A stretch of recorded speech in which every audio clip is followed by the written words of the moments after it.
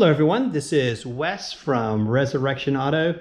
Got my 2007 Ford F150 here, and great truck. Done a number of repairs on it, but this truck does not have air conditioning, or rather I should say, it has AC, but it no longer works.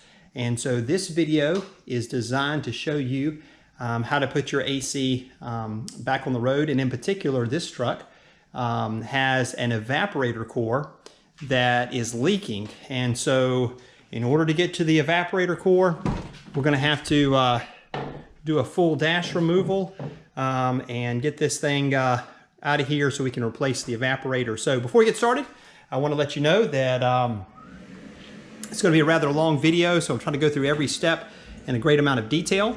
And so it's the first time I've done this job, but if you're watching this video, then you can know that I was successful. And so that's step one. And then number two, I want to share with you that I am a Christian, and I shoot these videos first and foremost so you can get your vehicle back on the road, but also so I can share with you what Christianity is all about. I'll leave a link in the description and also one at the end of this video. And with that said, let's get started. Okay, so let's take a minute and look at the components that we'll need in order to get this job done. So if we're going to remove the dash, we ought to go ahead and replace all of the components that may fail, even if they're unrelated to the AC unit. So I went ahead and bought a fresh heater core. We'll be replacing that.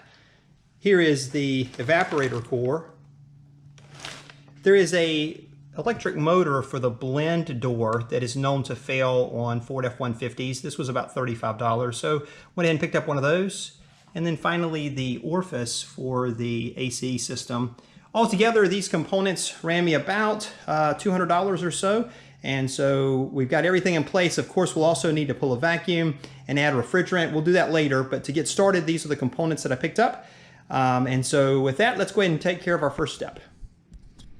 Okay, we're going to be removing a lot of electrical connectors when we remove the dash. So the first thing I want to do is remove the negative battery terminal post. It's an 8mm nut. Loosen and remove. All right, next thing we're going to do is drain the radiator so that when we get to the heater core, we won't have a problem with antifreeze going, all in the interior of the car. So down below there is a nylon nut. I don't know if you can see that. Let me see if I can get our camera down here. There we go. The nylon nut down there is a 19mm. We're going to loosen that up with a drain pan underneath and go ahead and capture all the antifreeze and drain the system. Okay, so the next thing we want to do is get the seats out of the truck. We'll need that space in order to slide the dash back once it's detached. So each seat is held in by 4 bolts. They're Torex T50s, and you can see them here. There's another one there, and then of course 2 more in the front. So I'm going to slide these out, and I'll show you what we got when we get that done. Okay, there is underneath the seat one automotive latch, and so if you lift up on the tab here, the connector will slide right out. So that's got to be disconnected, and then the seat can come out of the vehicle. Okay, got the seats out from the truck. We still need to remove this center console, and it appears that they have the same bolts holding them on. So there's 2 in the front and at least 1 in the back. There may be 2 in the back. Looks like I think there's just 1 in the back. So let me get it out and I'll let you take a peek. We'll go ahead and get this center console out and get the interior cleaned up, and then we'll be ready to begin attacking the dash. Okay, to gain access to those rear bolts, you got to put your hand underneath the front of the cushion, give it a really good tug, and it will lift off without any anything holding it on. And then underneath are of course the last 2 bolts we need to get at, and this will pull off. So let me get this out and all cleaned up, and then we'll move forward. Okay, at the bottom in the center of the dash there's a plastic housing here. It's got a couple of clips, one on each side, that pull out of the hole there. We're going to disconnect this, get that out of the way, so we have access to where the dash bolts at the bottom in the center. Okay, the next thing I've done is remove the glove box. I don't know for sure that needs to be done. But it's quite simple. There's just 2 bolts, one here and one here, that have to be removed in order for that to drop out. And it gives you a nice handhold when we finally do remove the dash. It also allows me to see a couple things. Here's the actual unit we're trying to get to. Inside of there is the evaporator core. We still have to take out the dash, but at least we can see it. And then also I can see some of the electrical connections I'll have to disconnect as well. So I think this is probably a good call for as simple it was. So the glove box is out. Let's move on to the next step. All right, the next thing I'm going to do is go ahead and get this kick panel, or excuse me, this runner strip out of the way. This just pulls up just with by pulling on it by hand, and the same is true with the kick panel down here. I want to get that out of the way as well. So let me get those removed, and we're going to move on to some of the connectors behind the kick panel. Okay, so I'm here behind the glove box, and you see where that main cable harness comes down, and then it plugs into a number of places here at the back, and then it comes down a little further, and by the kick panel has several more connectors. So I'm going to take some time now to unplug all of these so that when we pull the dash, none of these will be in the way of impeding us from beginning to get out of the front of the vehicle. Also, there is an antenna wire here for the radio, so I want to go ahead and get that out of the way as well. So let me get these unplugged and we'll move forward. Okay, I got all the connectors unplugged underneath here. So there was one that was really quite unusual. It had a latch at the top you had to pull straight up in order to remove the connector. I'll try to show you that on the back side once we get all this out. I am going to remove this ground nut here and these 2 bolts, and then everything cable wise is freed up on this side of the dash. Okay, we're going to do the same on this other side. Going to pull up this trim work here, remove the kick panel, and there should be some connectors that I'll show you in just a minute that we need to disconnect. Okay, I'm over on the driver's side again, and I need to disconnect the cable for the emergency brake release. It's right here, and as you can see, it's got a slot, so I can pull this up and over that slot, and then I'm going to remove this by pinching those 2 ears so that the emergency brake lever release will go with the dash and not get hung up here. Okay, I'm underneath the driver's side portion of the dash, and the next thing we need to remove is the steering linkage. There should be a 10mm bolt right there that I'm going to loosen, and that's going to allow the steering shaft to drop out when we pull the dash. We will not have to remove the steering wheel or the steering column, just that one bolt should take care of us. So let's get that loosened up and we'll keep going. Okay, with the kick panel off, there are 3 connectors, a green one here, a black one here, and then a bulkhead one below with a bolt. The hood latch release is in the way, so I'm going to remove this bolt just so I can slide this out of the way, disconnect these 3 connectors. Once that's done, the dash is electrically disconnected from the truck. Then the only thing left that we need to do is begin removing the bolts that actually physically hold the dash to the firewall. So let's get these connectors out and then we'll proceed. Okay, now that we've got the electrical out of the way, the steering column disconnected, the next thing I want to do is get the dash physically unbolted. So there's a number of attachment points I've already shown you underneath. We need to remove those 4 bolts, 2 on each side there at the bottom. And then behind these panels, let's see if I can get them out. I think I'm going to need both hands. I'm going to pull these out. They just do remove out. There's going to be a couple of bolts here. I'll get you some pictures of that in just a moment. We're going to have to remove this handhold here because there's a bolt, I believe, behind here. On the top up here, these come out here.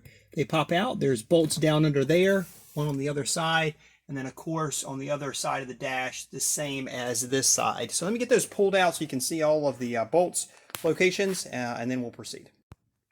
All right, here's what we got here to get this dash out mechanically now.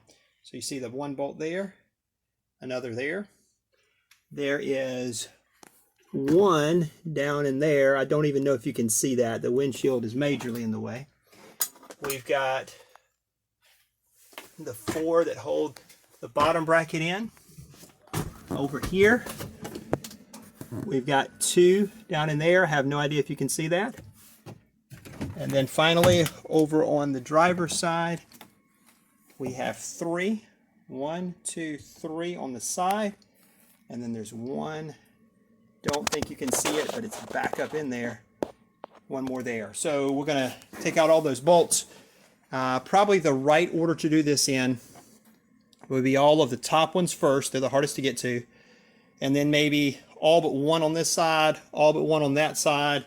Take out the bottom, and then with a little help, remove those last 2. And the dash should pull back away from the firewall, and we'll have access to that air box, which contains the evaporator. All right, I want to give you a shot of the dash now that we've got it dropped away from the firewall. Here is the air exchange box that we're trying to remove. I did want to show you this one connector that I had to unplug earlier that goes on the right side here. To unplug this, you have to lift on this tab here up, and it unlocks it, and then you can unplug the connector. So just wanted to show you that. Also wanted to show you that I did not need to remove the radio. None of that was in the way when I pulled the dash. So that step that I showed you earlier of pulling the radio was just not necessary. So now the next thing we've got to do is go to the engine compartment and detach the heater hoses and the Freon lines, and then we'll come in and take out a number of nuts or bolts here, also here, and then underneath there is one here, and we'll go ahead and pull this box out and get the components switched out. So let me show you the engine compartment side, and then we'll move forward. All right, on the engine compartment side, we've got to remove the 2 heater hoses and the 2 Freon lines there. And there's also 1 nut that's got to be removed. I've already removed the heater hoses. Let me just show you what that looks like. So these are quick disconnects. You squeeze in on the plastic tabs here, and then the hoses will pull out. They were a little difficult, but managed to get those out. And now for the Freon lines, there is a removal tool actually included here. So this gets pulled into the ring, and then those hoses will come out. So I haven't done that yet, so let me give that a shot, and I'll see if there's anything or any tricks that I can show you when I'm done. And then we'll have this whole guy out of here. Okay, those 2 fittings for the Freon lines there, AC lines, were pretty difficult to get off. The Ford comes with these little rings here that you can press into the fitting to help detach it, but it was super hard. So nonetheless, they are off. I also want to mention that you want to make sure that your AC system is completely discharged to Freon, because if there's any pressure back there, then of course that could be very dangerous to remove that that fitting. So you want to make sure that's taken care of really before you start this job. So those are off. Got to take that 1 bolt off, unbolt the air box from the inside, and then we'll get out on a table and see what we can do to get those components replaced. Okay, and there is the air box out of the truck. And I'll be honest with you, that was a little more than I bargained for. A few more things I had to take loose in order to get it out. So the fuse box had to be unbolted and unsnapped. There was a bracket here that had to be taken off of the air box.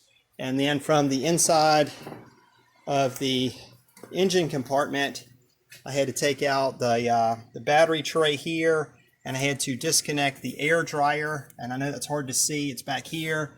There was another bolt that was right here that had to be taken out. And with all that said, it finally came out. So I'm going to take it apart and let you take a peek. And all right, we're going to take all of the bolts off from around the exterior perimeter of the air box here. You can see them. There's quite a number of them. Let's see, down here, all the way around. You take those off and split this thing in half, and we should have access to our evaporator cooler. So let's take a look. All right, I got the air box disassembled here. I just want to show you that the right side is the only portion that has to come off. The left side can remain intact. There's where the heater core goes, and of course the evaporator is here. Now I had a repair shop diagnose this as an evaporator leak, and so that's why I initiated the job. But it turns out that there is no leak in my evaporator. It's actually in pretty good condition. No sign of dye, and no sign of oil that's been leaking out of it. So kind of one of those deals where you hate that you did that much work, but I'm really glad I had the chance to walk through it, and hopefully some of the video I shot and instructions I gave were helpful, and hopefully you can learn from some of my mistakes. I'd be thrilled if you did.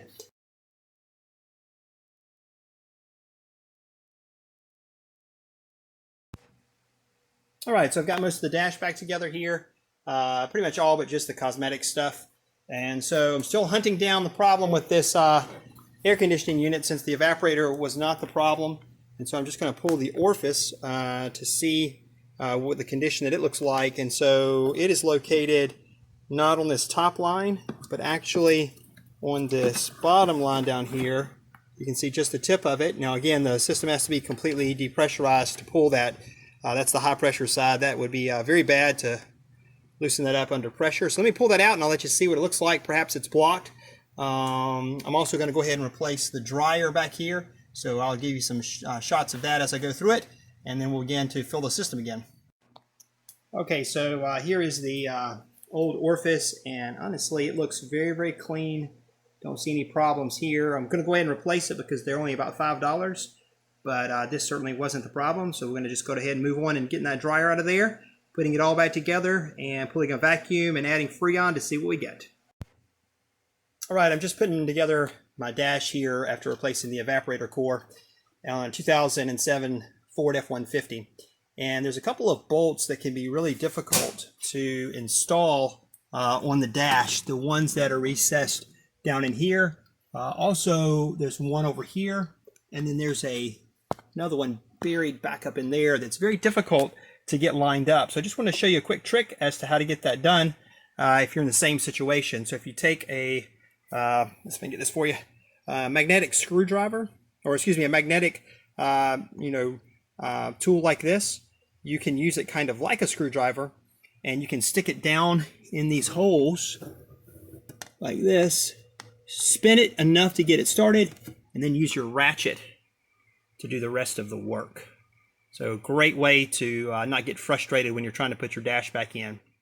Hey, this is... All right, so I've got the truck all back together here. AC system is all in good shape, but I'm still having problems with it. So let me give you just a little background on this truck, and then I'm going to show you what the actual problem was, because the evaporator was not the issue. So I purchased this truck used, of course, and the previous owner told me that he had an AC problem. He took it into a local shop, and they recommended the compressor be replaced, so they replaced the compressor. After he got the truck back, it did not have air conditioning, so he took it back to the same mechanic, and they said, oh, we think the problem is the evaporator, and so you're going to need to have the evaporator replaced. And at that point, he was not interested, and he proceeded to sell the truck, and of course told me that story. So when I purchased the truck, I assumed that the evaporator was the problem. I did attempt to run some dye through it and did a lot of tests, and felt that that was likely the issue, because I didn't see any leaks around the AC system on the engine side of things, and that's where I embarked on it. So anyway, as I showed you earlier, no problem with that evaporator. So it's all back together, and I was just poking around, and I finally found the issue as to why this thing has either no air conditioning, or at times it has an intermittent effort. So let me take you up underneath the vehicle, and bear with me as I try to crawl under here, and I will show you what's going on.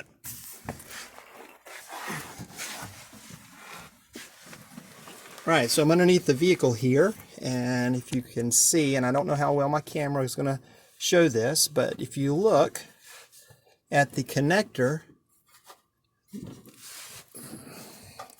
if I can get up here to it so I can show you. Not enough hands here. If you look at the connector, you'll notice that the pin, well, first of all, you'll notice that the connector is cable tied together. That's because when they replaced this compressor, they broke the connector. So in an attempt to hold it together, they of course cable tied it, which, you know, that happens sometimes. But if you notice the pin on the red wire, I believe, or you can at least see the seal there, has backed out from the connector. So there's no connection point from the fuse box that powers, or the relay that powers, the compressor clutch to the actual compressor clutch. So when you press AC, power reaches this connector but does not make its way across the connector, and the compressor never engages. So here's the problem with this AC system. So nonetheless, I want to get this taken care of, and then I'm going to shoot you a quick video of wrapping this up and show you it running, and hopefully it's been helpful to you. So just give me a second to do that.